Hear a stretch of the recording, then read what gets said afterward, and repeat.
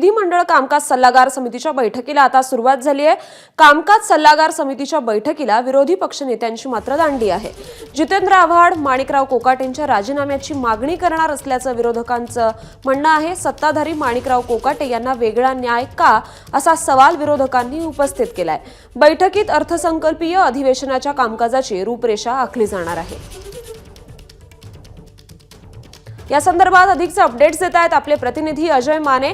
अजय, आज विधिमंडळ कामकाज सल्लागार समितीची बैठक आहे, पण कुठेतरी विरोधकांनी दांडी मारल्याचं दिसून येत आहे। काय अधिकचे अपडेट्स? खरं तर पहिल्यांदाच अर्थसंकल्प हे नवा सरकार सादर करणार आणि त्यातच आज कामगार सल्लागार समितीची बैठक जी आहे ती पार पडते। पण या बैठकीला थेट विरोधी पक्षनेत्यांचीच ॲब्सेंटी पाहायला मिळते। विरोधी पक्षनेतेच विधान परिषदेचे विरोधी पक्षनेते अंबादास दानवे हे येणं गरजेचं होतं, पण तेही आलेले नाहीत।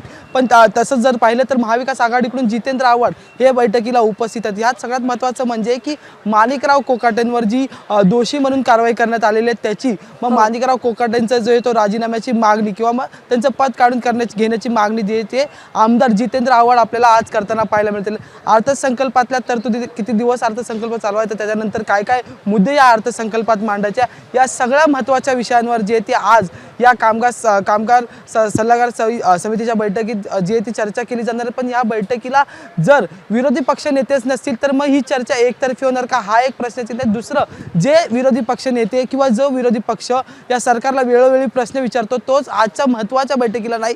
त्यामुळे मग जो आजच्या संपूर्ण कामकाजाचा आणि मग अधिवेशनात जे कामकाज चालणार आहे त्याचा आढावा आणि त्याची रूपरेषा आज जी मांडली जाईल ती विरोधी पक्ष नेत्याच जी आहे ती मांडली जाईल। जितेंद्र आव्हाड या ठिकाणी उपस्थित असतील, पण जितेंद्र आव्हाडांचा आज एकंदरीत जो आहे तो अजेंडा ठरलेला आहे। माणिकराव कोकाटे यांच्यावर जो एकंदरीत दोषी असल्याचा गुन्हा जो आहे तो साध्य झालेला आहे त्याच्यावर कारवाई करावी ह्या मागणीसाठी जे ते जितेंद्र आव्हाड या ठिकाणी आपल्याला उपस्थित आलेले आहेत। यात आणखी एक नवा ट्विस्ट जो आहे तो विधिमंडळ कामकाज बैठकीत नेमक्या कुठल्या मुद्द्यांवर चर्चा होते हे पाहणं महत्त्वाचं ठरणार आहे।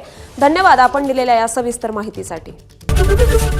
एबीपी माझा, उघडा डोळे बघा नीट।